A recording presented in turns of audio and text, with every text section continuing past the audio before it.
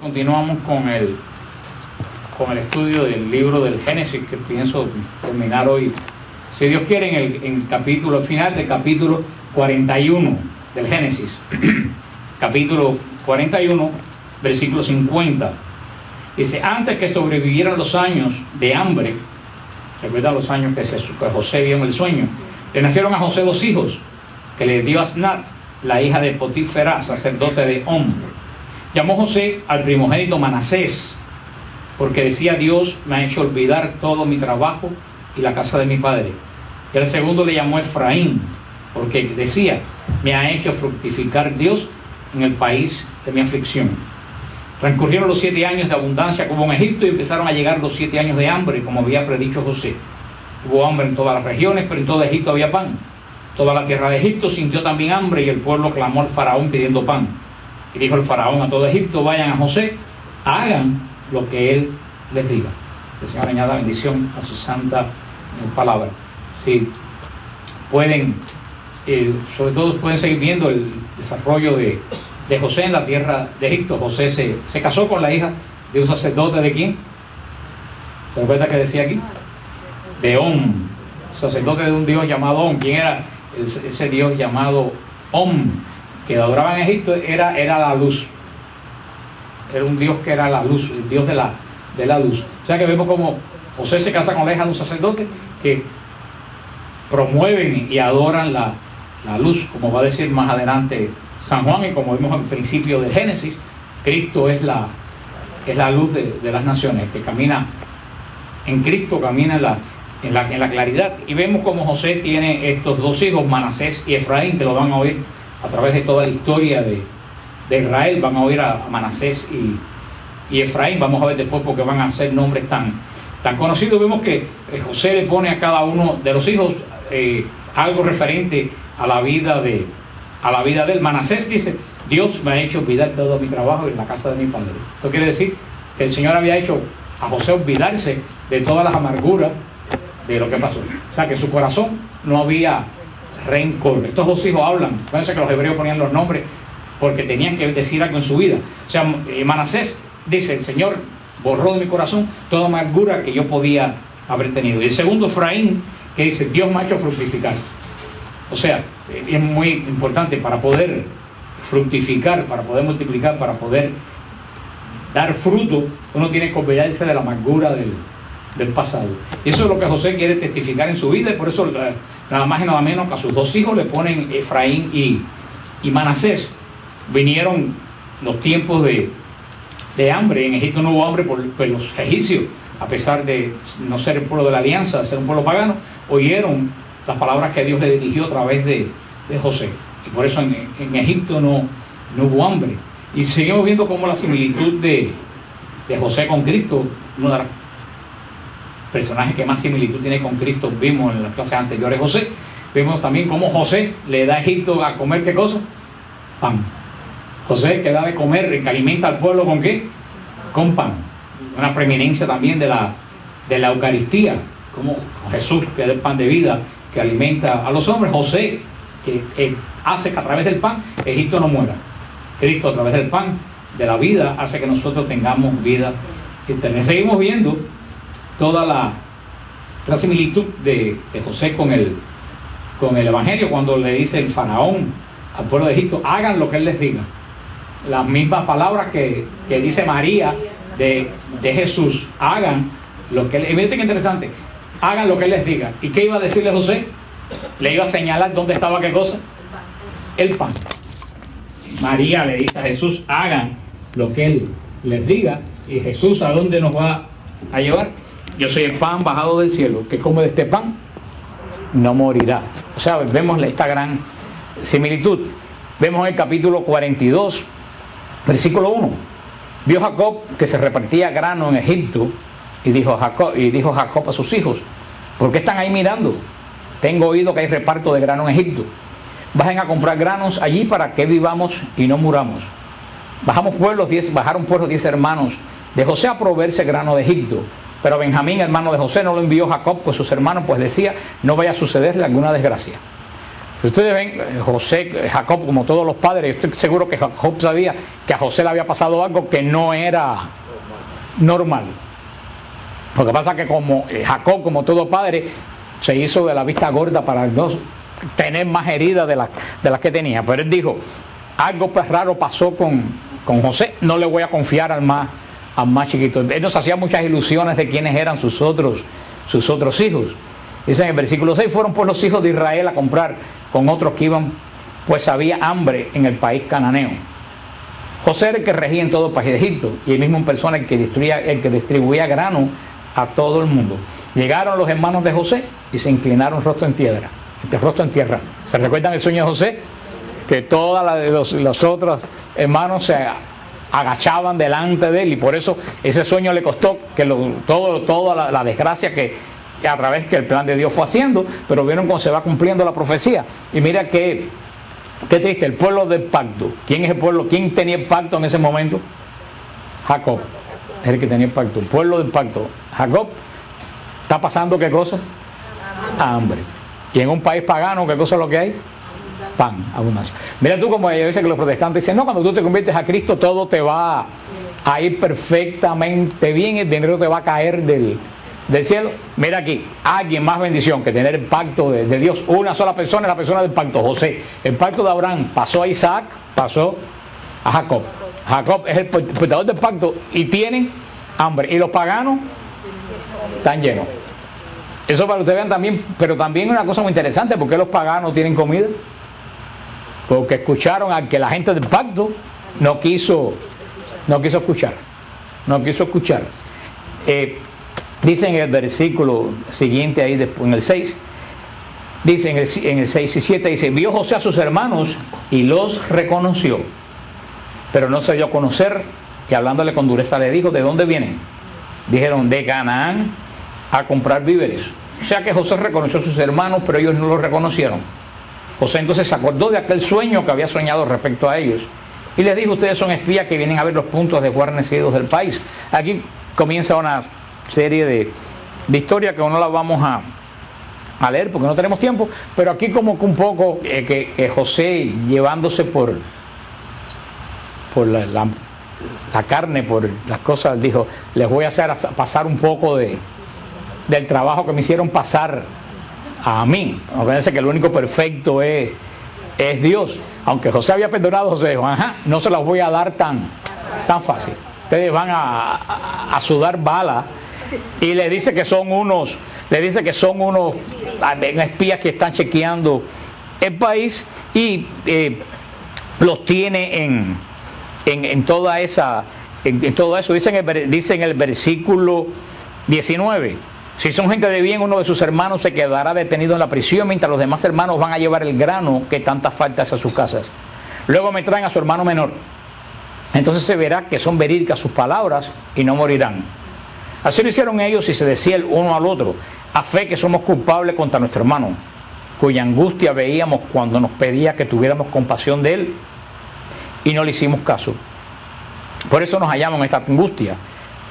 Rubén les replicó, ¿no les decía yo que no pecaran contra el niño y no me hicieron caso? Ahora reclaman a su sangre.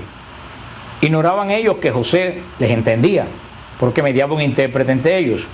Entonces José se apartó a su lado y lloró. Volviendo donde ellos, tomó a Simeón y lo hizo amarrar a vista de todos. O sea, ellos pensaban que José era egipcio, ¿no? Por eso que hablaban en hebreo entre ellos, pero José estaba entendiendo todo. Pero fíjate como después de tantos años, a ellos no se les había olvidado, tenían la conciencia de que habían hecho algo más. Dice, tú de lo que nosotros hicimos, estas son las consecuencias ahora de aquello que nosotros hicimos. Así dejaron a Simeón y volvieron al país, porque recuérdense que la condición era que volvieran con el más pequeño. Dice en el versículo capítulo 43, versículo 1 dice, el hambre seguía abrumando la tierra. Así pues, en cuanto acabaron de consumir el grano traído de Egipto, les dijo su padre, vuelvan y compren algo de comer.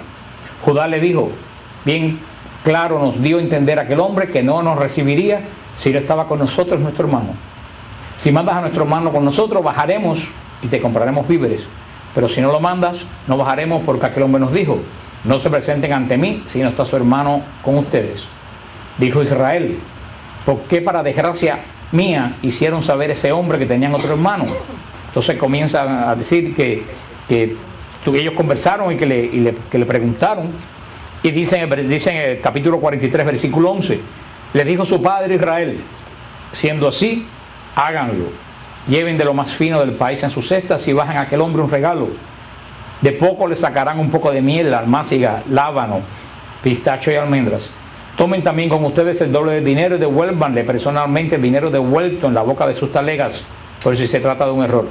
Tomen pues a su hermano y vuelvan inmediatamente donde ese hombre, que el Shaddai les haga hallar misericordia ante ese hombre y que les deje partir con su otro hermano y con Benjamín.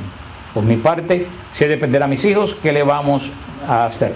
Aquí vemos otra vez que aparece un nombre que aparece 2 o 3 veces solamente en la Biblia, el Shaddai, del Dios poderoso, que solamente se invoca a Dios con el nombre del Shaddai cuando estamos ante una gran incertidumbre y sabemos que no importa la incertidumbre que haya, el Señor es poderoso y es más grande que todos nuestros problemas y todas nuestras incertidumbres.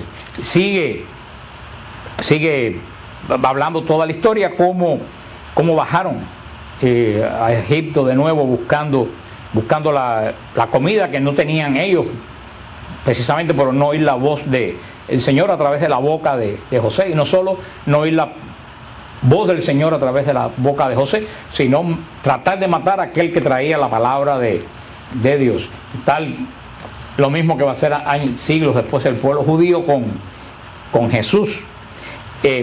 Siguen toda esta novela que ustedes la pueden leer en el capítulo 44, y vamos al capítulo 44, versículo 18. Dice, hablando con José: entonces se le acercó Judá y dijo: con permiso, Señor, tu siervo va a pronunciar una palabra a mi Señor, y que no se encienda tu ira contra tu siervo, pues tú eres como el mismo Faraón. Mi Señor preguntó: ¿los siervos tienen padre o algún hermano? Y nosotros dijimos a mi Señor: sí, tenemos padre anciano y un hijo pequeño de su ancianidad. Otro hermano de este murió, solo ha quedado este de su madre y su padre lo quiere. Entonces tú dijiste a tu siervo: bájenlo, que ponga mis ojos sobre él. Y dijimos a mi Señor: imposible que el muchacho deje a su padre, pues si le dejara, este moriría. Pero dijiste a tus siervos: pues si no baja su hermano menor con ustedes, no volverán a verme a la cara. Así pues, cuando subimos nosotros donde mi padre, tu siervo, les pusimos las palabras de mi Señor. Nuestro padre dijo: vuelvan, compren algo que poner. Sigue diciendo lo mismo que ya hablamos, dice en el versículo 29. Y ahora se lleva también a este de mi presencia. Si le ocurre alguna desgracia, harán bajar mi ancianidad al Seol con amargura. Ahora pues, cuando yo llegue donde mi padre, tu siervo, y el muchacho no esté con nosotros, teniendo como tiene el alma tan apegada a la suya, en cuanto vea que falta muchacho, morirá. Y tus siervos habrán hecho bajar la ancianidad de nuestro padre, tu siervo, con tristeza al Seol. La verdad es que tu siervo ha traído al muchacho de junto a su padre bajo palabra de que si no te lo traigo, quedaré en falta para con mi padre a perpetuidad. Ahora pues, que se quede tu siervo en vez del muchacho como esclavo de mi Señor. Y sube el muchacho con sus hermanos, porque ¿cómo subo yo ahora a mi padre sin el muchacho conmigo? No quiero ver la aflicción que caerá de mi padre. Vémosle Judá el que intercede delante del poderoso. Sabemos que nadie es perfecto, todo el mundo tiene pecado, pero todo el mundo tiene algo bueno. Y vemos aquí que Judá tenía un gran amor por su padre, y sabía que si no volvía con Benjamín, esa era la muerte y se lo dice: si yo no bajo con él, esa es la muerte de Israel, de mi padre. Vemos a Judá intercediendo. Y ese es el capítulo 45, versículo 1. Ya no pudo José contenerse delante de todos los que en pie le asistían, exclamó: echen todo el mundo de mi lado. Y no quedó nadie con él mientras se daba a conocer José a sus hermanos. Y cesó a llorar a gritos, y lo oyeron los egipcios, y lo oyó hasta la casa de Faraón. José dijo a sus hermanos: yo sé José, vive aún mi padre. Sus hermanos no podían contestarse, porque se habían quedado atónitos ante él. Me imagino. Ellos dirían: estamos en problemas. Resulta que aquel que tiramos en el hueco y vendimos esclavos es de quien depende nuestra vida. Y podemos decir a lo mejor un poco, esta también es la historia del pueblo judío, que están en problemas. Cuando el día que encuentren cara a cara al mismo Dios, que igual que a José vendieron y mataron. Dice en el versículo 3, José dijo a sus hermanos, yo soy José. Bueno, ya se lo vimos en el 4. José dijo a sus hermanos, vamos, acérquense a mí. Se acercaron y él continuó, yo soy su hermano José, a quien vendieron a los egipcios. Ahora bien, no le pese ni les dé enojo haberme vendido acá, pues para salvar vidas me envió Dios delante de ustedes. Pero que con este van 2 años de hambre en la tierra, y aún quedan 5, en que no habrá arada ni siega. Dios me ha enviado delante de ustedes para que puedan sobrevivir en la tierra y para salvarles la vida mediante una feliz liberación. O sea que no fueron ustedes los que me enviaron acá, sino Dios. Y me ha convertido en padre del faraón, el dueño de su casa y amo de todo Egipto. José sabía perfectamente, entendió el plan de Dios. Les dijo, esto que ustedes hicieron, no lo hicieron ustedes. El Señor que obra de forma misteriosa a través de la muerte que ustedes buscaron para mí, lo hizo para que ustedes tuvieran vida. Fíjate que es el mismo caso de Jesús. No hay nadie que se parezca más a Jesús en toda la Sagrada Escritura. Una prefigura más grande de Jesús que José. Dice en el versículo 9, suban deprisa donde mi padre y díganle, así dice tu hijo José, Dios me ha hecho dueño de todo Egipto, bajas a mí sin demora. Vivirás en el país de Gosén y estarás cerca de mí con tus hijos y nietos, tus ovejas y tus vacadas y todo cuanto tienes. Y no te sustentaré allí, y yo te sustentaré allí, pues todavía faltan 5 años de hambre. No sea que queden en la miseria tú y tu casa y todos los suyos. Dice en el versículo 13, notifiquen pues a mi padre toda mi autoridad en Egipto y todo lo que han visto, y seguida bajen a mi padre acá. Y echándose al cuello de sus hermanos Benjamín lloró, también Benjamín lloraba sobre el cuello de José. Luego besó a todos sus hermanos llorando, abrazado a ellos, después de lo cual sus hermanos estuvieron conversando con él. Vemos este encuentro, la película es muy emotiva, si ustedes ven la película del encuentro de José con sus hermanos. Y estas son las palabras que utilizó Juan 23 cuando se reunió con los judíos después del concilio, la primera reunión que tenía la iglesia con los judíos. La palabra que usó Juan 23 fue este versículo, soy yo José, el hermano de ustedes. Poco caso que le hicieron, pero bueno, ese fue con la palabra que a la iglesia empezó este proceso de reconciliación con el pueblo judío. Después habla todo, al final del capítulo habla cómo bajaron a Canaán, donde estaba Jacob, y le dijeron que José vivía. Y en el capítulo 46 dice, partió Israel con todas sus pertenencias y llegó a Berseba, donde hizo sacrificio al Dios de su padre Isaac. Y dijo Dios a Israel en visión nocturna, Jacob, Jacob, aquí estoy, respondió, yo soy Dios, el Dios de tu padre. No temas bajar a Egipto, porque allí te haré una gran nación. Bajaré contigo a Egipto y yo mismo te subiré también. José te cerrará los ojos. Jacob partió para Berseba, y los hijos de Israel montaron a su padre Jacob, así como sus pequeños y mujeres, en la carreta que había mandado el faraón para transportarlo. También tomaron sus ganados y la hacienda lograda en Canaán, y fueron a Egipto, y Jacob y toda su descendencia con él. Sus hijos y nietos, sus hijas y nietas, toda su descendencia se la llevó consigo a Egipto. O sea, y así ahí comienza la gran tragedia de Israel. Mira, si uno lee este versículo, fíjate lo que le dice el Señor a Israel, a Jacob. Primero que nada vemos que Jacob sigue un patrón desde que es joven. Cada vez que tiene algo que agradecer a Dios, ¿qué es lo que hace? Levanta un altar. Llegó a Berseba y hizo un sacrificio. El altar se levanta, por supuesto, para hacer un holocausto, para hacer un sacrificio. Y el sacrificio siempre va ligado a la adoración. Vemos que desde que luchó con el ángel en Betel, siempre Jacob es una persona que siempre ofrece sacrificio y levanta altares. Por eso Jacob, el poseedor del pacto, fue bendecido. Es un hombre de adoración. Pero Jacob entendía que la adoración no es sencillamente decir palabras, que la adoración surge de una ofrenda que tú haces de algo de ti.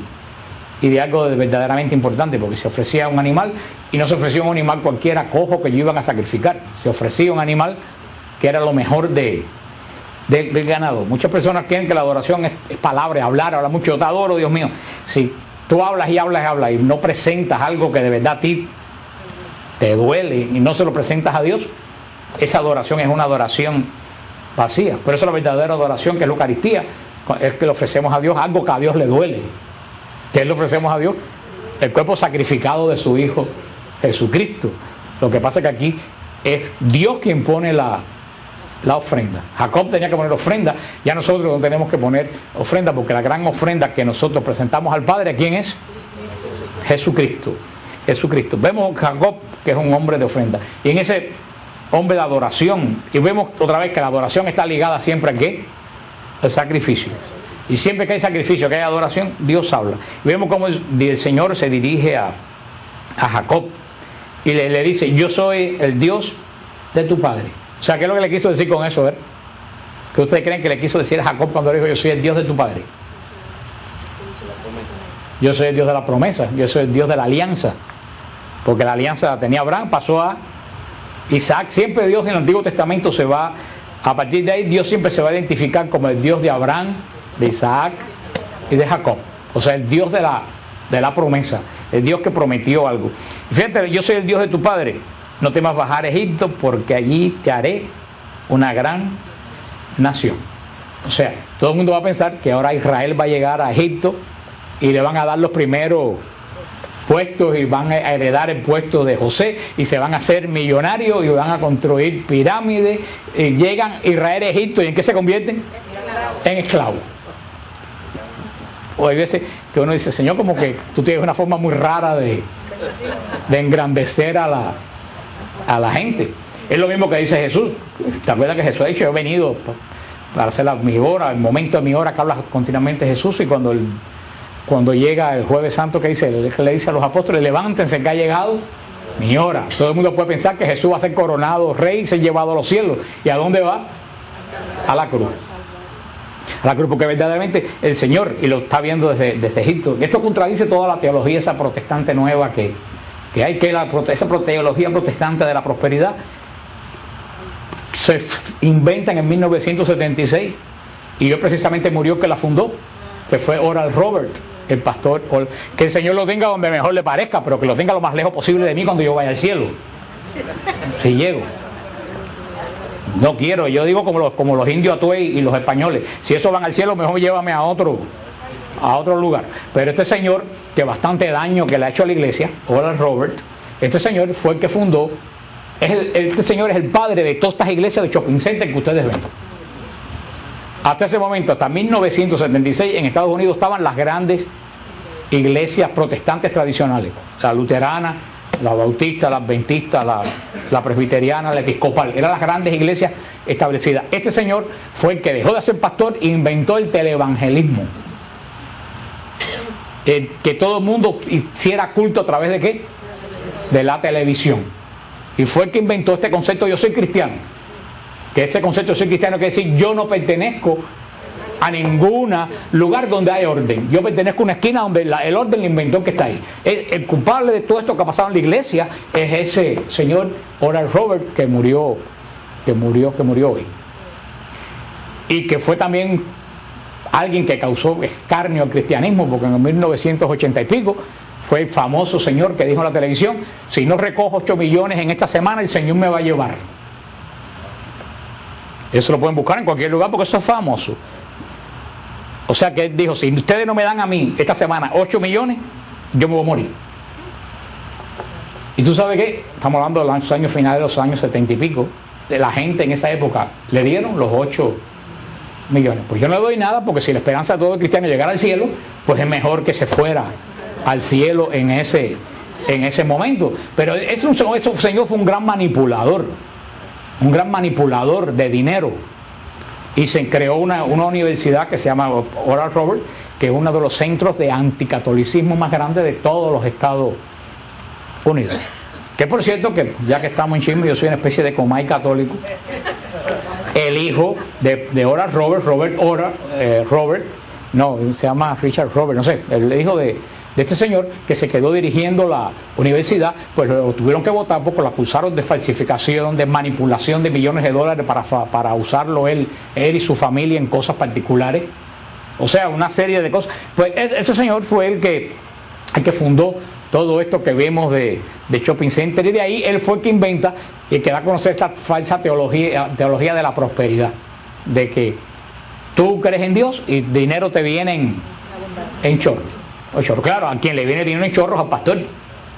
A ese es que le viene el dinero en chorro, no a los feligreses. Por eso que empezó a decir, mientras más ustedes me manden dinero, más Dios los va a bendecir. Y de ahí viene la teoría esa, la teología de la prosperidad de la gente que anda por ahí. Pero vemos que evidentemente Dios tiene un concepto totalmente diferente de la prosperidad. Porque ese concepto dice que si tú eres pobre es porque tú no le agradas a Dios. Entonces digo, pues mira, hijo, Jesús fue pobre, María fue pobre, Pablo fue más que pobre, tenía un solo abrigo que le dice a fulanito en una carta, cuando vengas tráeme el abrigo, el paupérrimo. Pedro fue. Entonces como que toda la gente del Nuevo Testamento como que no coinciden con la forma que él tiene. Porque tener mucho dinero es signo de bendición. Pero cuando yo le dije una vez a uno, entonces porque este otro descarado de aquí de Alfa y Omega, el gordo con el pelucón ese en la cabeza, el otro día le dijeron, alguien lo llamó y le dijeron que él tanto que hablaba de cristianismo y que él era multimillonario. Y él dijo, pues claro, si yo fuera un fracasado a mí nadie me seguía. Fue la respuesta de él. Y nosotros seguimos a un fracasado a ojos humanos. Pero todo esto viene de que ellos dicen que si Dios te ama, Dios te bendice con mucho dinero. Una vez yo le dije a una persona de esa misma iglesia, bueno, sí, porque yo le decía eso al pastor, no, pero tiene tanto dinero porque Dios lo bendice, por eso que tiene tantas casas y tantas propiedades. Y yo le dije, bueno, pues entonces, ¿por qué critican ustedes a la iglesia católica? Si usted dice que es rica, si tenemos dinero, es porque somos altamente. Y me dijo, no, pero eso no se aplica a la iglesia católica. Le digo, tú eres un descarado, dijo, yo no lo más contigo. A ti lo que tú tienes de cabeza es una neurona y se te murió. Porque eso sí, Dios te bendice cuando tú a mi iglesia tienes mucho dinero, pero a la iglesia católica cuando tú le aplicas ese concepto, no se aplica.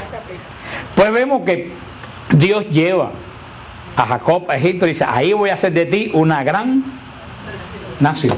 Y se convierten en esclavos por 400 y pico de años. Uno diría como el concepto de tuyo y mío. Y es que precisamente el Señor sabe que la persona solamente se purifica a través de la prueba. Y que no sabe pasar. ¿Se acuerdan cuando hablamos de la prueba de Abraham? ¿Se acuerdan que la prueba tiene la misma raíz en la palabra hebrea que levantamiento? Y en la misma procesos normales, la gente sabe que para purificar el oro, ¿qué es lo que hay que darle? Candela. Y para que el acero se ponga duro, ¿qué es lo que hay que darle? Hay que derretirlo, hay que darle candela. Purificación. Sin purificación no hay crecimiento espiritual. Y todo este tiempo que iba a pasar Israel esclavo en Egipto es lo que va a hacer de Israel una gran nación. Una gran nación. Porque si hay algo que mantiene a Israel unido hasta hoy, es el concepto de que no pueden ser esclavos. Eso lo tienen los judíos en los genes. Y eso es lo que la Pascua le dice a los judíos. Tú no puedes celebrar la Pascua recordando que tus padres fueron esclavos. Tú tienes que celebrar la Pascua sintiendo que tú mismo fuiste esclavo en Egipto. Por eso que el israelita tiene ese deseo de fuerza de Dios, Israel, de batallar. Porque en esos 400 años sintieron en carne propia lo que era ser esclavo. Y eso fue lo que hizo de ellos un gran pueblo. Que es lo que le decía una vez un amigo mío, Ami Cohen, hablando en Jerusalén, que me decía, pero es que yo no entiendo, porque bueno, como casi todos los judíos, un judío bastante descreído, como casi todos los judíos de Israel, que más del 90% son agnósticos, no creen en nada. Los grandes grupos judíos están en Jerusalén, en Safed y en Tiberia, pero el resto del país hay ciudades y ciudades que no hay ni una sola sinagoga. Menos de un 5% de todos los judíos del país van alguna vez al año a la sinagoga, menos del 5%. Y este Ami es un prototipo de gente que nació y me decía Ami, pero verdaderamente yo no sé, una vez me lo dijo en Jericó, ¿no? La monte Moab donde Moisés vio la tierra prometida está cerca de Jericó, y él me dijo, Moisés, yo estoy seguro de que se murió Moisés. Y yo decía, ¿de qué se murió Moisés? Porque él es una persona muy sabia, estudiado mucho. Digo, Moisés se murió en Haratac. Y digo, ¿y por qué tú lo sabes? Porque cuando se subió a Montenegro y vio lo que era la tierra que emana leche y miel, se murió del susto.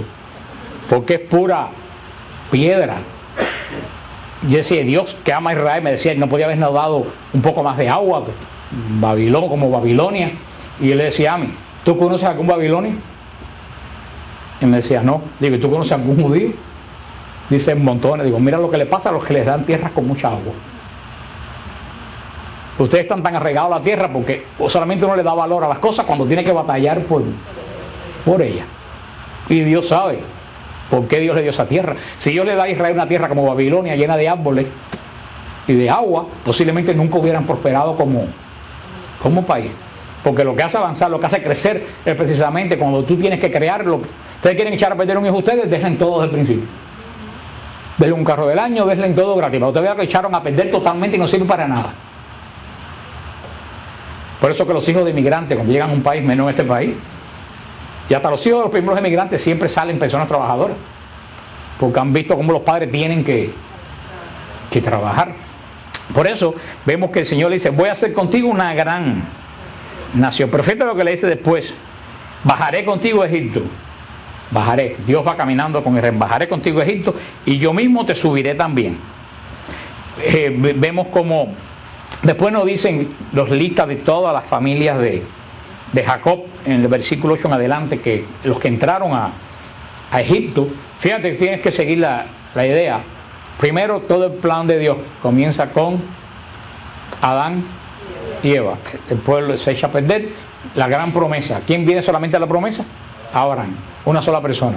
Después, ¿cuántas personas hay en el pacto? 2 personas, Abraham e Isaac. Después, ¿cuántas personas más adelante hay en el pacto? 3 personas, Abraham, Isaac y Jacob. Ya aquí te dan una lista de unas cuantas personas. O sea, ya lo que entra en Egipto es una tribu. Es lo que entra. Primero era un hombre, después era una familia, ahora es una tribu. Pero todo esto se ha hecho un periodo de 100 o 200 años. Dios trabaja lento porque construye para siempre. Después viene el encuentro de José con Jacob, donde dice, cuando vio se echó su cuello y estuvo llorando sobre su cuello. Dijo Israel a José, ahora ya puedo morir después de haber visto tu rostro, pues que tú vives todavía. Si se fijan, esto es un poco lo que dijo Simeón. Ahora puedes dejar a tu siervo manchar en la paz, porque mis ojos han visto el cumplimiento de la promesa de Dios. Y vemos ya, vamos al capítulo 48, vemos el testamento de Jacob. Dice en el versículo 27, capítulo 47, versículo 27, Israel residió en Egipto, en el país de Gosén, y se afincaron en él y fueron fecundos y se multiplicaron sobremanera. Jacob vivió en Egipto 17 años, siendo los días de Jacob, los años de su vida, 147 años. Cuando los días de Israel tocaron a su fin, llamó a su hijo José y le dijo, si hay dado gracia a tus ojos, pon tu mano debajo de mi muslo y hazme este favor y lealtad. Eso es una forma de juramento judío, juraban así poniendo la mano debajo del muslo. Cuando yo me acueste con mis padres, me llevarás de Egipto y me sepultarás en el sepulcro de ellos. Respondió, yo haré según tu palabra, júramelo. Y José se lo juró. Entonces Israel se inclinó sobre la cabecera de su lecho. Sucedió tras esto que se le dijo a José, mira que tu padre está malo. Entonces él tomó consigo a sus 2 hijos, Manasés y Efraín, y se hizo anunciar a Jacob, tu hijo José ha venido a verme. Entonces Israel, haciendo un esfuerzo, se sentó en su lecho. Dijo Jacob a José, el Shaddai se me apareció en luz en país cananeo y me bendijo. ¿Se acuerdan? Luz, Bet, Tel. Y me dijo, mira, yo haré de que seas fecundo y que te multipliques, haré de ti una familia de pueblos y haré esta tierra a tu posteridad en propiedad eterna. Pues bien, los 2 hijos tuyos que te nacieron en Egipto, antes de venir yo a Egipto a reunirme contigo, míos son Efraín y Manasés, igual que Rubén y Simeón, serán míos. En cuanto a la prole que has engendrado después de ellos, tuya será, y con el apellido de tus demás hermanos se la citará en orden a la herencia. O sea, vamos aquí que Jacob adopta a los 2 hijos de José como hijos. Eso era muy común en esa época. ¿Qué quiere decir eso? Que los 2 hijos de José pasan a ser parte de la herencia de la promesa de él. Por eso vamos a ver más adelante que estos 2 forman 2 tribus de Israel, sin ser hijos de Jacob. Está la tribu de Efraín y la tribu de Manasés, que no son hijos de Jacob. Por eso José no va a tener tribu. No hay una tribu de José en Israel. En las 12 tribus no hay ninguna tribu que se llame de José, porque la tribu de José se dividió en 2, en Efraín y en Manasés. Son las 2 tribus. Ustedes dirán, entonces son 13 tribus. No son 13 tribus, porque recuérdense que que Leví no tenía territorio. Vamos a ver después que Leví vivía del servicio del templo. Entonces Leví no tenía territorio y José no tuvo territorio. Entonces por eso son las 10 tribus. Manasés y Efraín son las 12 tribus, no son 13. Son 12 porque cuando distribuyen no hay territorio para Leví. Por eso siguen siendo las 12 tribus de Israel, pero vemos que Manasés y Efraín ya son adoptados por Jacob como un honor a José por todo el bien que José hizo a sus hermanos y todo eso. Dice en el versículo 13, José tomó a los 12 Efraín con la derecha y la izquierda de Israel, y a Manasés con la izquierda a la derecha de Israel, y los acercó a este. Israel extendió su diestra y la puso sobre la cabeza de Efraín, aunque era el menor, y su izquierda sobre la cabeza de Manasés. Es decir, que cruzó las manos, puesto que Manasés era el primogénito, y bendijo José diciendo: el Dios en cuya presencia anduvieron mis padres Abraham e Isaac, Dios que ha sido mi pastor desde que existo hasta el presente día, el ángel que me ha rescatado de todo mal, bendiga a estos muchachos, y sean llamados con mi nombre en el de mis padres Abraham e Isaac.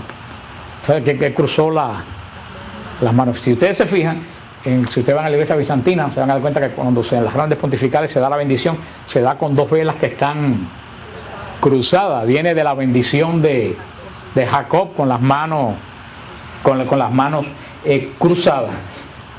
Vemos entonces cómo ya Jacob está en el capítulo 49, que es muy interesante, el capítulo 49, dice en el 49:1, llamó Jacob a sus hijos.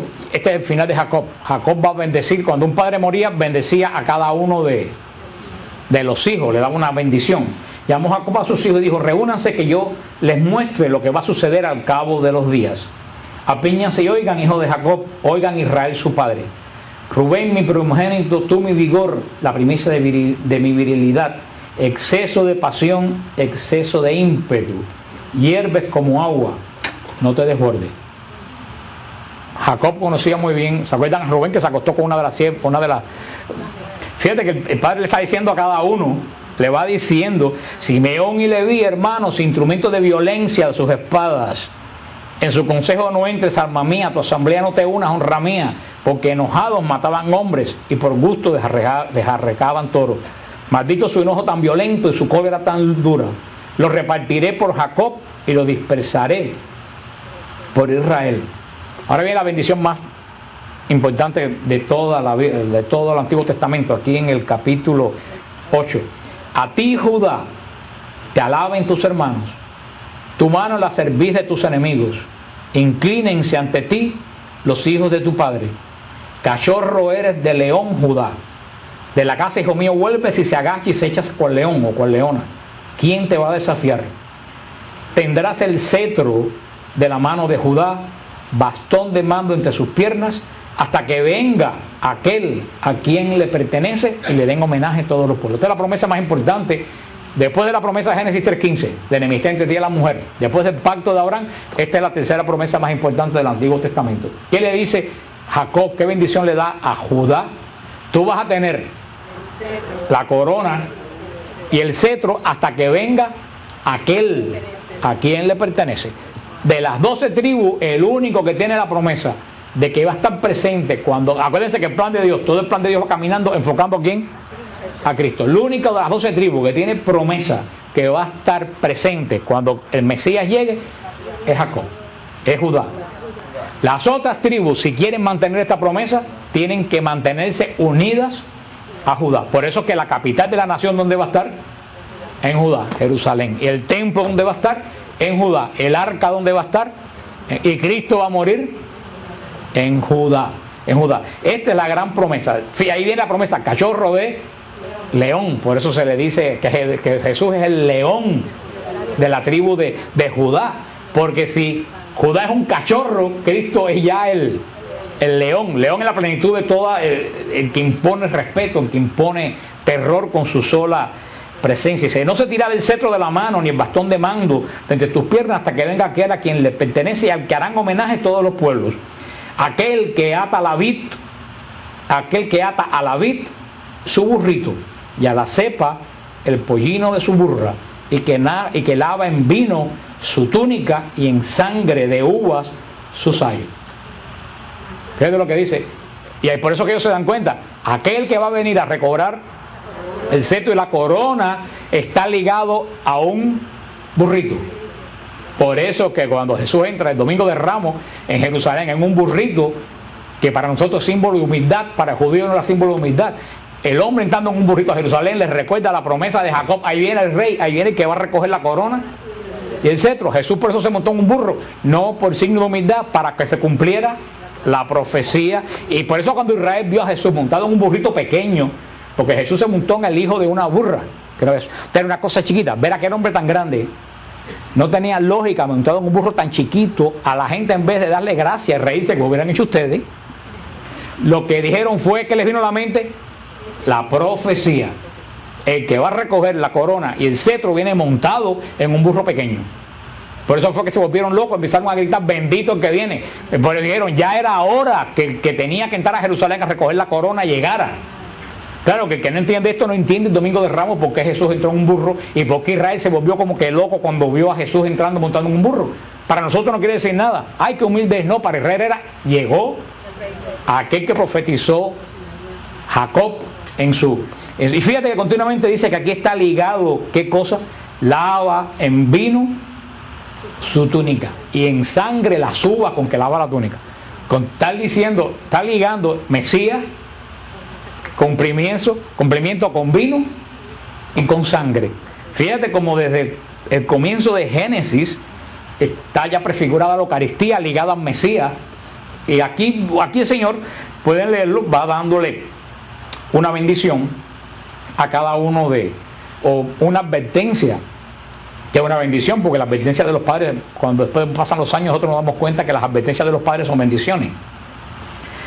Dice luego en el versículo 29, luego les dio este encargo: yo voy a reunirme con los míos, sepúlteme junto a mis padres en la cueva que está en el campo de Efrón elitita, en la cueva que está en el campo de Macpelá. Esto es en Hebrón. Ahí está la tumba de Jacob junto con la de Abraham, con la de Sara, le dicen la tumba de los patriarcas. Dice en el versículo 33, y habiendo acabado Jacob de hacer encargo a sus hijos, encogió sus piernas en el lecho, expiró y se reunió con los suyos. Aquí siguen al final del capítulo 50. Y se vinieron los hermanos de José, viendo los hermanos de José que había muerto su padre, dijeron: a ver si José nos guarda rencor y nos devuelve todo el daño que le hicimos. Esta gente nunca entendieron a José. Ni lo entendieron cuando era pequeño con el sueño, ni lo entendieron de grande. Ellos pensaban que si José los trataba bien, era porque el padre estaba vivo. Ellos no entendieron que José era un hombre que perdonaba y olvidaba. ¿Tú sabes por qué? Porque la persona que es mezquina no puede pensar que alguien es generoso. Sencillamente por eso. Tú eres mezquino, tú vas a juzgar que todas las personas son mezquinas. Cuando alguien me habla de mezquino, digo: ¿no será que el mezquino eres tú? Como dijo una vez una persona, uno mira la vida de acuerdo a los espejuelos que se pongan. Los que usan espejuelos. Si los espejuelos están manchados, ¿cómo ven? Digo, ¿no será que el mundo no es malo? ¿No será que los espejuelos con que tú ves el mundo están manchados? Límpialo. Por eso mandaron a José este recado: tu padre encargó antes de su muerte, así dirán a José, por favor perdona el crimen de tus hermanos. Esta gente sigue enredando. Le pusieron palabras en José que Jacob, que conocía bien a José, ni le dijo esto. Le dijeron: el papá nos dijo antes de morirnos que tú nos trataras bien después que se muriera. O sea, siguen siendo exactamente. Y José dice en el 22, José permaneció en Egipto junto con la familia de su padre, y aconsejó José la edad de 110 años. José vio los bisnietos de Efraín, asimismo los hijos de Maquir, hijo de Manasés, nacieron sobre las rodillas de José.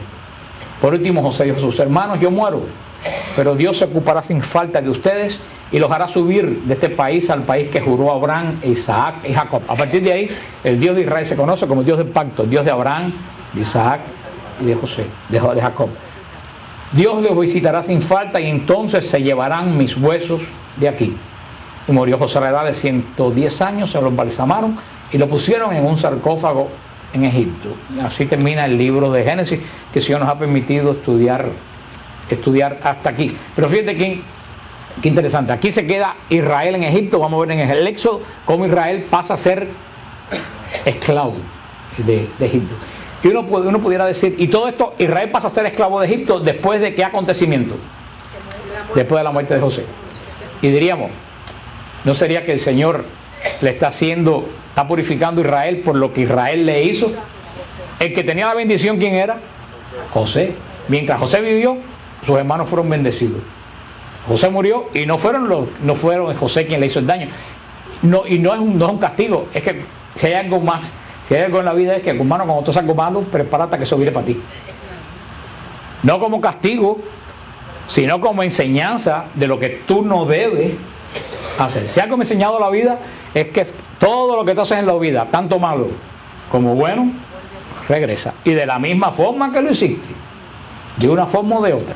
Y no como castigo de Dios, como las plagas de Egipto. Porque si ahora el Señor le pasa la cuenta a Israel, después se lo va a pasar a Egipto. Porque el Señor te está diciendo, viste el daño que... Y eso, si vienes a ver, es una forma de purificación. Porque si el Señor no hace eso, vas a pasar una larga temporada en el purgatorio. Porque el purgatorio es para purificar el daño que causaste y no retribuiste. Todo pecado tiene que tener retribución. Si tú te arrepientes de un pecado y no retribuyes el pecado, está incompleta la acción. Porque no como hoy los políticos que se roban 5 millones de dólares, le ponen 6 años de cárcel y $250,000 de multa. Y te quedas con 5.775.000 dólares. Y a veces que yo digo, si yo fuera más joven, 5 años de cárcel por 7 millones, vale la pena. O sea, no, un político que roba 7 millones, ¿tú sabes lo que tiene que devolver? 7 millones. Los 7 millones que se robó. Eso es retribución. Y así pasa con nuestra vida. Todo daño que tú haces tiene que ser retribuido. Y eso es lo que yo creo que falta un poco en la confesión. En la confesión habría que hablar más de la retribución. Ahora, si es un pecado que no tiene retribución, porque hay pecados que no se pueden retribuir y el daño está hecho. Para eso está la purificación del purgatorio.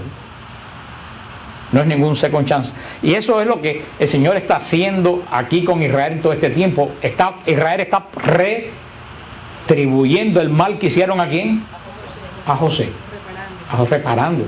Pero retribuyendo es como podemos decir como devolviendo, que es lo mismo que reparando. Ya José, y no lo está retribuyendo no a José. José no lo necesita. ¿Tú sabes a quién se lo está retribuyendo? A ellos mismos. Ellos se están retribuyendo el daño que están purificando. Se hicieron, mira lo que nuestros hermanos lo metimos en un hueco y lo vendimos como esclavos. Nosotros estamos en un hueco y somos esclavos. ¿Te entiendes cómo es Israel tuvo que tener esa conciencia? Por eso que si Israel no tiene esa conciencia, Israel sigue repitiendo los mismos errores. O una persona, cuando ve así, en vez de decir, ¿por qué Dios me castiga? Uno dice, no, yo estoy retribuyendo. Más vale que la próxima vez lo piense antes de hacerlo. Ahí es cuando aprendemos algo de la lección. Si no, vas a pasarte toda la vida retribuyendo. Ya cerrando esta clase, vamos a ver 7 cualidades de José, para terminar. La primera cualidad: José fue siempre fiel a Dios. Esa es la primera cualidad de José.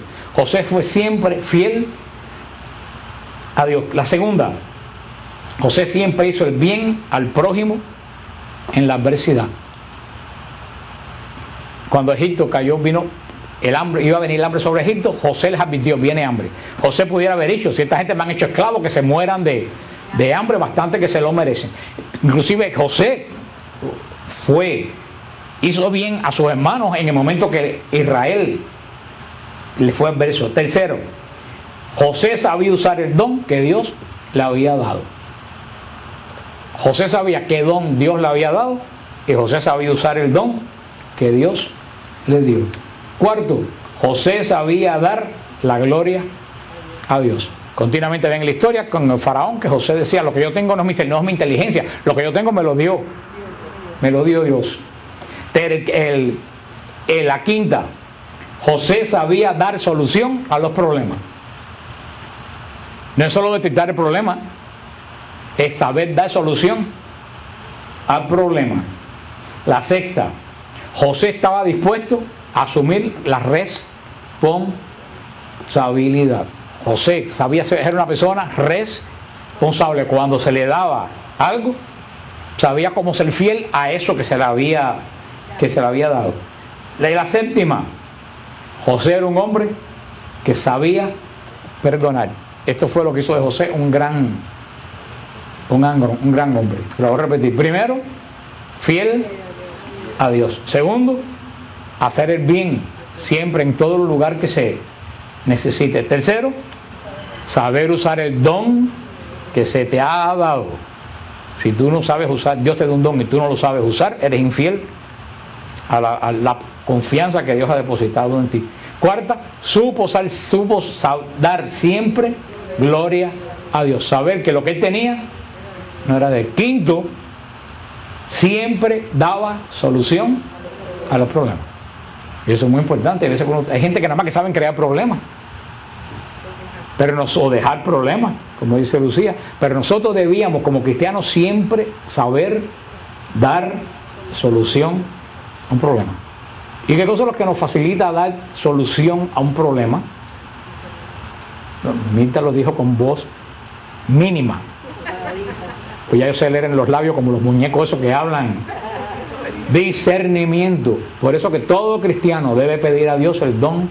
Todos los días cuando ustedes se levantan de decir, Señor, dame el don de discernimiento para saber qué decir, para saber qué no decir, para saber cómo actuar y qué dejar. Y sobre todo, hermano, si tú ves que la gente empieza a venir a ti buscando solución de problemas, es que ya se están dando cuenta de que tú tienes el don ese. Cuando ya todo el mundo te llama porque tiene un problema y te dice, ay, ¿qué tú crees de en vez de tú ponerte bravo y wow, ya la gente está decretando que el Señor me ha dado ese don. Sexto, supo saber asumir responsabilidad. Y el séptimo, y por ser el último no el menos importante, era un hombre que supo siempre administrar el perdón. Una persona que no sabe perdonar, no sabe vivir. Esas son las personas que acumulan odio sobre odio, rencor sobre rencor, malos recuerdos sobre malos recuerdos, y eso lo único que afecta es a la persona. Esas son una persona que sabe perdonar,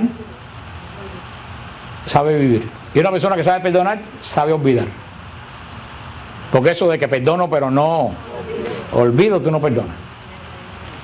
Yo quisiera ver que cuando tú llegues delante del trono de Dios, Dios te va a decir, yo te perdoné, pero no me he olvidado de nada. Una persona que no olvida, tiene siempre eso ahí. Como dice el Catecismo de la Iglesia de una forma magistral, dice el Catecismo de la Iglesia, dice, uno te das cuenta que tú has sido renovado por el Espíritu Santo cuando la maldición de tu boca se convierte en bendición. Dice el Catecismo de la Iglesia. Ese Catecismo de la Iglesia es unas palabras muy sabias. Tú sabes que tú has recibido el Espíritu Santo. Lo dice de esta forma más elegante, pero lo digo así. Dice, cuando tú antes veías una persona y cuando veías a esa persona que te hizo daño, decía, ojalá que lo mate un carro, ojalá que se desaparezca, que lo parte un rayo. Y es que te salía tú lo veías. Y ahora, cuando tú ves a esa gente, tú le dices, Señor, abre el corazón para que pueda entender el mal que hizo. Cuando tú has pasado, ya tú estás en ese estado, tú has adelantado muchísimo ya en el camino espiritual. Eso lo dice el Catecismo, ese es el gran signo de que el Espíritu Santo está actuando en tu vida. Y vemos que pues ya al principio teníamos un solo hombre. Ya el Génesis termina con ¿qué? Con una tribu. Y con una tribu un problema. Y mira qué interesante. Israel se mete en este problema por pura hambre. La necesidad lo llegó a meterse en la boca del lobo, en la boca del lobo. De eso también es una advertencia para nosotros desde otro punto de vista. Tenemos que tener mucho cuidado con dónde nos metemos. Ahí me escribía hoy un muchacho de WTN y me decía, un día por curiosidad abrí el internet y busqué pornografía por curiosidad y me he vuelto un adicto. Digo, hermano, pero si tú no tenías eso, ¿para qué tú te has metido? Porque tú eres necio. Si tú sabes que eso es tan adictivo, si tú nunca tuviste esa inclinación, ¿por qué te metiste en la computadora? Ahora tiene tremenda adicción. No lo disfruta, no le gusta, pero no puede parar de verlo. Eso mismo muchas veces con lo que le pasó a Israel cuando se metió en Egipto por pura hambre. Tenemos que tener cuidado donde nos metemos. hoy en día que hay tantas zonas oscuras en nuestra sociedad, en cualquier lugar donde uno va, uno tiene que tener cuidado donde uno se mete. Porque puede ser que, yo le dije, hermano, mira, lo dice la Escritura, el que ama el peligro, perece en él. Esa fue la primera frase que me aprendí de toda la Escritura. Cuando era un muchacho me aprendí esa frase, y tenía 14 o 15 años, porque me pareció muy sabia. El que ama el peligro, perece en él. Una persona que siempre está metida y le gusta todo lo que es peligroso, eso termina matándote. Con eso le pasó a Israel en Génesis. Vamos a ver también así, muy a salto a brincos, así vamos a ver el libro del Éxodo para poder tener una idea clara de qué sucede con Israel. Que después, cuando regresemos de las Navidades, vamos a comenzar el estudio del Éxodo, no como un versículo a versículo, sino como lo hicimos así, viéndolo enfocado, viéndolo metido dentro de qué, dentro del plan de Dios, y apuntando ¿a dónde? A Cristo Jesús. Y continuamos con el estudio del libro del Génesis, que pienso terminar hoy, si Dios quiere, en el capítulo final del capítulo 41 del Génesis. Capítulo 41, versículo 50. Dice, antes que sobrevivieran los años de hambre, ¿recuerdan los años que José vio en el sueño? Le nacieron a José 2 hijos, que le dio Asnat, la hija de Potifera, sacerdote de On. Llamó José al primogénito Manasés, porque decía, Dios me ha hecho olvidar todo mi trabajo y la casa de mi padre.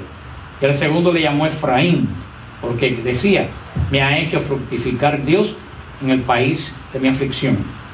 Transcurrieron los 7 años de abundancia como en Egipto, y empezaron a llegar los 7 años de hambre, como había predicho José. Hubo hambre en todas las regiones, pero en todo Egipto había pan.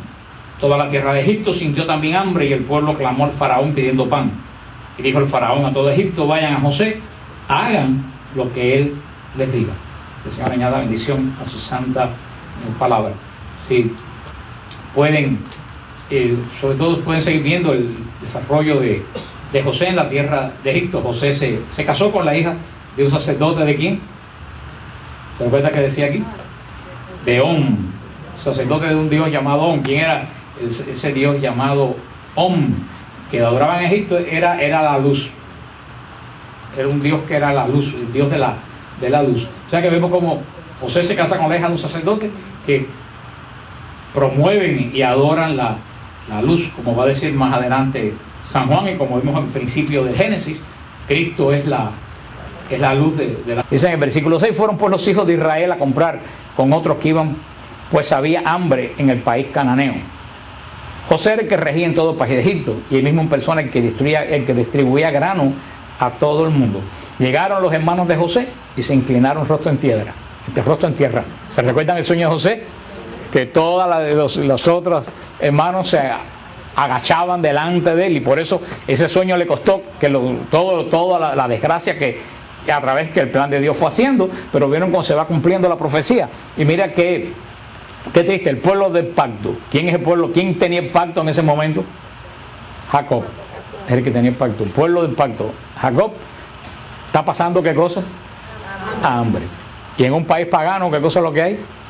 Pan, abundancia. Mira tú como dice que los protestantes dicen, no, cuando tú te conviertes a Cristo todo te va a ir perfectamente bien, el dinero te va a caer del cielo. Mira aquí, alguien más bendición que tener el pacto de Dios. Una sola persona es la persona del pacto, José. El pacto de Abraham pasó a Isaac, pasó a Jacob. Jacob es el portador del pacto y tienen hambre. Y los paganos están llenos. Eso para que ustedes vean también, pero también una cosa muy interesante, ¿por qué los paganos tienen comida? Porque escucharon a que la gente del pacto no quiso escuchar. Dice en el versículo siguiente ahí en el 6, dice en el 6 y 7, dice, vio José a sus hermanos y los reconoció, pero no se dio a conocer, y hablándole con dureza le dijo, ¿de dónde vienen? Dijeron, de Canaán a comprar víveres. O sea que José reconoció a sus hermanos, pero ellos no lo reconocieron. La Eucaristía, como Jesús, que es el pan de vida, que alimenta a los hombres. José, que hace que a través del pan Egipto no muera. Cristo, a través del pan de la vida, hace que nosotros tengamos vida eterna. Seguimos viendo toda la similitud de José con el Evangelio, cuando le dice el faraón al pueblo de Egipto, hagan lo que él les diga. Las mismas palabras que dice María de Jesús, hagan lo que él... Y miren qué interesante, hagan lo que él les diga. ¿Y qué iba a decirle José? Le iba a señalar dónde estaba qué cosa. El pan. María le dice a Jesús, hagan lo que él les diga. Y Jesús, ¿a dónde nos va a llevar? Yo soy el pan bajado del cielo, que come de este pan no morirá. O sea, vemos esta gran similitud. Vemos en el capítulo 42, versículo 1. Vio Jacob que se repartía grano en Egipto y dijo Jacob a sus hijos, ¿por qué están ahí mirando? Tengo oído que hay reparto de grano en Egipto. Bajen a comprar granos allí para que vivamos y no muramos. Bajaron pueblos 10 hermanos de José a proveerse grano de Egipto. Pero Benjamín, hermano de José, no lo envió Jacob con sus hermanos, pues decía, no vaya a sucederle alguna desgracia.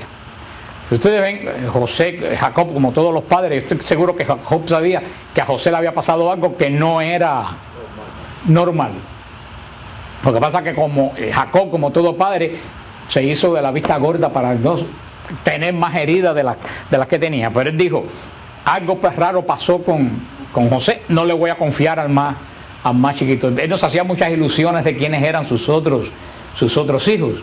Las naciones que camina en Cristo, camina en la claridad. Y vemos como José tiene estos dos hijos, Manasés y Efraín, que lo van a oír a través de toda la historia de Israel. Van a oír a Manasés y Efraín. Vamos a ver después porque van a ser nombres tan conocidos. Vemos que José le pone a cada uno de los hijos algo referente a la vida de él. Manasés dice, Dios me ha hecho olvidar todo mi trabajo en la casa de mi padre.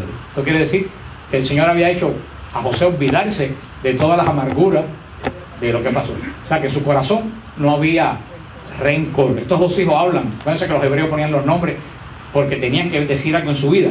O sea, Manasés dice, el Señor borró de mi corazón toda amargura que yo podía haber tenido. Y el segundo, Efraín, que dice, Dios me ha hecho fructificar. O sea, es muy importante para poder fructificar, para poder multiplicar, para poder dar fruto, uno tiene que olvidarse de la amargura del pasado. Y eso es lo que José quiere testificar en su vida, y por eso nada más y nada menos que a sus dos hijos le ponen Efraín y Manasés. Vinieron los tiempos de hambre. En Egipto no hubo hambre por los egipcios, a pesar de no ser el pueblo de la alianza, de ser un pueblo pagano, oyeron las palabras que Dios le dirigió a través de José. Y por eso en Egipto no hubo hambre. Y seguimos viendo cómo la similitud de José con Cristo, uno de los personajes que más similitud tiene con Cristo, vimos en las clases anteriores José. Vemos también cómo José le da a Egipto a comer, ¿qué cosa? Pan. José que da de comer, que alimenta al pueblo ¿con qué? Con pan. Una preeminencia también de la... José entonces se acordó de aquel sueño que había soñado respecto a ellos y les dijo, ustedes son espías que vienen a ver los puntos de guarnecidos del país. Aquí comienza una serie de historias que no las vamos a leer porque no tenemos tiempo, pero aquí como que un poco que José, llevándose por la carne, por las cosas, dijo, les voy a hacer pasar un poco del trabajo que me hicieron pasar a mí. Acuérdense que el único perfecto es Dios. Aunque José había perdonado, José dijo, no se las voy a dar tan fácil. Ustedes van a sudar bala. Y le dice que son unos espías que están chequeando el país y los tiene en todo eso.